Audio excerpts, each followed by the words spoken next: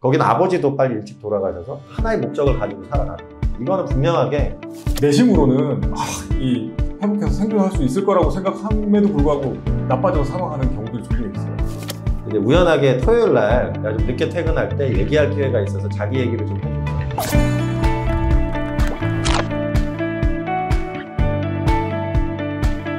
안녕하세요, 홍명환입니다. 메디움 천안요양병원 원장 고상훈입니다.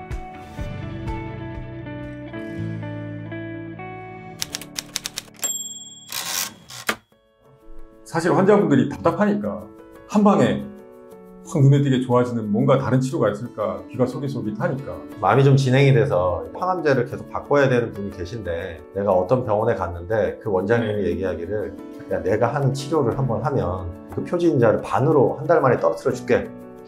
어떤 마인드를 가지고 그렇게 환자한테 얘기를 하시는 굉장히 저도 항상 말씀드리는 게 의료가 아무리 발전을 해도 아직까지는 아무리 정보가 못했고 이게 어떻게 갈지 누구도 모르는데 그거를 마치 신인 양 아는 듯이 얘기하는 사람은 그런 치료제가 있다거나 그런 방법이 있으면 그럼 우리도 진작에 줬지. 진작에 대학에서 쓰기도 하고.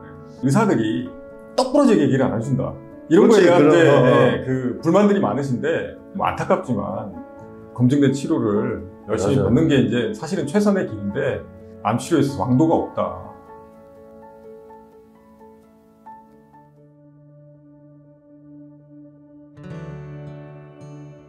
제가 일산에 있었던 병원에서 폐암이신데, 폐암에 뼈전이가 되고 뇌전이가 되고 한 달에 한 번 정도 이제 다리에 힘이 빠지는, 갑자기 주저앉는 이런 정도 증상이 있었던 그런 환자가 한 분 계셨어요. 근데 한 7년 전이죠. 7년 전 이제 우연하게 토요일 날 한번 내가 좀 늦게 퇴근할 때 얘기할 기회가 있어서 자기 얘기를 좀 해주더라고요. 내가 그래서 어떻게 이렇게 밝으시냐고, 자기가 힘듦에도 불구하고. 심지어 그 우리 뒷산이 있었는데 매일 이제 산책 가서 도토리 주워다가 도토리 묵까지 만들어서 같이 나누셨던 그런 이제 굉장히 따뜻한 사람이었는데, 그러면 과연 이 사람이 이렇게 지금 살아가려고 하는 원동력이 뭔가 궁금해서 얘기를 하게 됐는데, 저한테 자기 가족 얘기를 해줍니다. 자기는 지금 3남매가 있는데 지금 막내가 결혼을 안 했다. 자기는 지금 죽어도 여한이 없는데 결혼시키기 전에 아파트 한 채를 장만해주고 싶다. 근데 이분이 원래 직업이 뭐냐면 보험업을 항암 치료를 받으시면서도 하시는 거예요. 거기는 아버지도 빨리 일찍 돌아가셔서, 그래서 하나의 목적을 가지고 살아가는 거예요. 아들을 결혼시킬 때까지 나는 무조건 살아야 된다.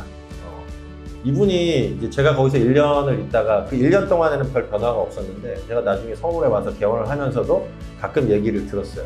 근데 결혼 소식을 들었어요. 막내가 결혼했다. 그리고 아파트를 사준 것 같다라는 얘기를 제가 간호사한테 들은 거예요. 그래서 몇 가지 전이 되면은 보통 자포자기하고 뭐 내가 살아서 뭐해 뭐 이럴 텐데, 이 가족들에 대한 생각이 애틋하고, 그 막내나 그 가족들도 자주 찾아와서 뵀거든요. 그러니까 분위기가 되게 좋은 가족이에요. 그래서 결과적으로는 보험 영업을 해서 아파트까지 사주고, 그 이후에는 내가 이분이 완치가 되셨는지 모르겠지만 처음부터 해서 5, 6년을 그냥 폐암이 있는 채로, 뇌전이 뼈전이가 있는 채로 계속 살아갔던 거예요. 이거는 분명하게 암이면은 더 진행될 만도 한데 심리적인 거나 분명히 뭔가 영향이 있었을 거라고 생각이 들어요.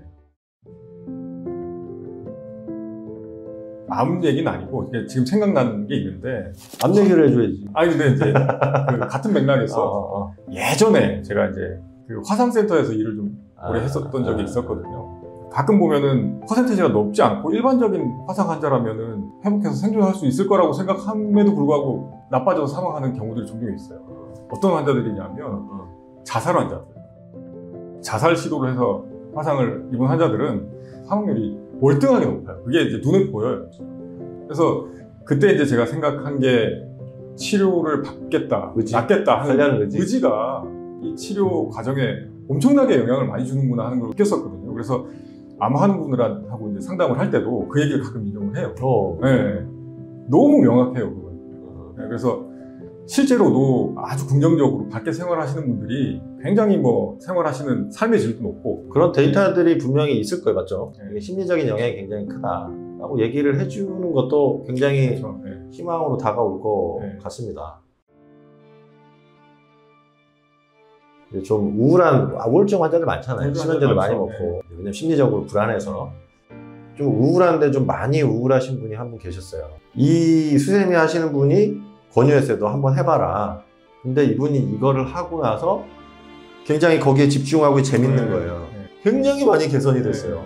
맨날 웃으시고 와서 주변에 또 권유도 하시고 환자분의 영향을 받은 거잖아요. 이거 의사가 뜨개질 하라고 얘기 안 하잖아요. 불안이나 뭐 우울이나 이런 거에 빠져들면 메모리 돼가지고 악순환을 하는 것 같은데 그 고리를 끊을 만한 뭔가 이제 계기가 있으면.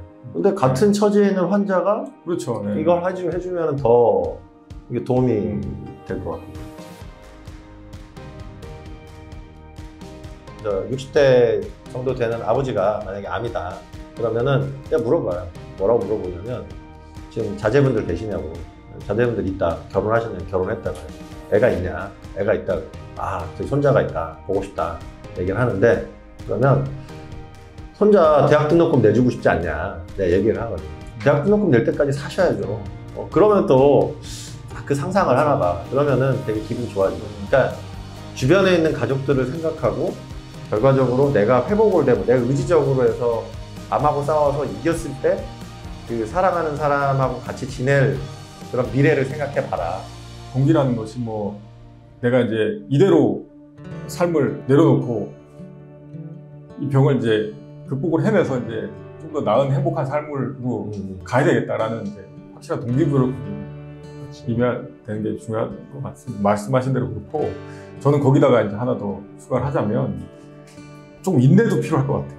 사실 이제 워낙 그 길지. 예, 긴 싸움인데 쉽게 지시는 분들이 많더라고요.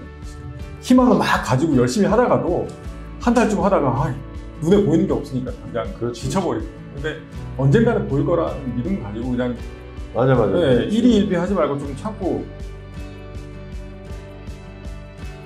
공부하는 학생들이 성적이 뭐 중간인데 난 1등 하고 싶은데 한 달 열심히 공부해놓고 시험 보고 성적 안 나왔다고 좌절을 하면 안 되잖아. 1년이고 2년이고 계속 노력해서 공부를 해가지고 자기가 목표한 대로 가야 되듯이 아무도 그런 좀 장기 레이스이기 때문에 희망하는 행복한 삶을 목표에 두고 좀 인내하고 이제 뛰어가야 되지 않을까. 근데 이제 내가 얘기 드리고 싶은 거는 되게 기적적인 사람들이 많잖아요. 은근히 많아요. 그런 사람들. 의사 입장에서 그거를 다른 환자한테 내세우기는 좀 그렇지. 부담스럽지만 내심으로는 이 치료 받으면서 확 좋아지는 케이스였으면 좋겠다. 그렇지. 이런 생각을 하죠. 긴 레이스니까 이제 원장님 말대로 일희일비하지 말고 그냥 일상을 살고 가족들을 생각하면서 어떻게 보니까 가장 평범한 말이네. 그렇죠. 근데 하여튼 목적의식이 있는 사람하고 없는 사람하고 차이가 있어요. 확실히 차이가 많이 있을 것 같아요.